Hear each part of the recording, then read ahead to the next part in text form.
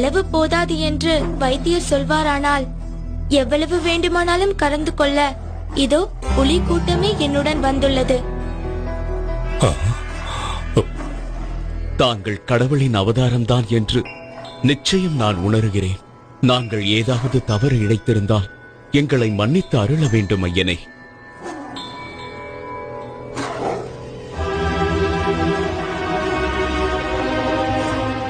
மகாராணி, உன்னுடைய தலைவலியை போக்க புலிப்பாலுடன் வந்திருக்கும் நம் மணிகண்டனை பார். தாலாட்டிய தாயன்பிற்கு பாலூட்டிய சேதானிவன்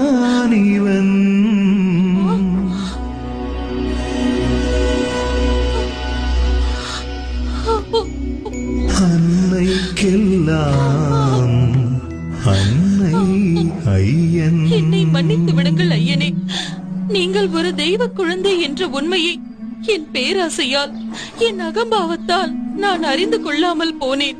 என்னை ரட்சித்து அருள்வாய் மகனே, என்னை ரட்சித்து அருள்வாய். தாயே, தாங்கள் போய் என் காலில் விழலாமா? என்னை பெறாவிட்டாலும் என்னை வளர்த்து ஆளாக்கிய அன்பு தாய் நீங்கள். என் அவதாரத்தின் நோக்கம் நிறைவேற உதவியவர் நீங்கள். இப்படி ஒரு வாய்ப்பிற்காக என்னை 12 வருடங்கள் வளர்த்த உங்கள் அன்பிற்கும் பாசத்திற்கும் என்ன கைமாறு செய்ய போகிறேன்? எனக்கு வாழ்வழித்த தெய்வம் அல்லவா நீங்கள்? சரி ஐயப்பா, உன் அவதார நோக்கம்தான் முடிந்து விட்டதே. இனி எங்களுடனே இருந்து விடேன். இல்லை அம்மா, இந்த அவதாரத்தில் நான் ஆற்ற வேண்டிய கடமை இன்னொன்றும் இருக்கிறது. அது கலியுகத்தில் மக்களை நல்வழிப்படுத்த வேண்டிய முக்கிய கடமை. எனக்கென்று ஒரு இருப்பிடத்தை அமைத்துக் கொண்டு நான் அங்கேயே தங்கி பக்தர்களுக்கு அருள் பாலிக்க விரும்புகிறேன். தந்தையே, உங்கள் ராஜ்யத்திற்குட்பட்ட எல்லையில் ஓர் இடம் கொடுங்கள். அங்கே நான் தங்கியிருந்து மக்களின் துயர் துடைப்பேன்.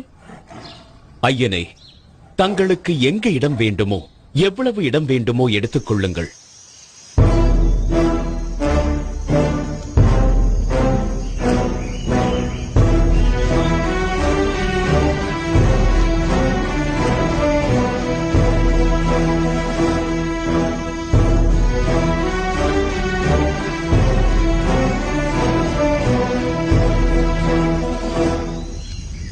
நான் இங்கிருந்து அம்பு எய்கிறேன். அந்த அம்பு எங்கே போய் விழுகிறதோ அந்த இடம்தான் எனக்கு வேண்டும். அங்கு எனக்கு கோவில் கட்டி தாருங்கள். அங்கிருந்தபடி கலியுகத்தை நான் பரிபாலிக்கிறேன்.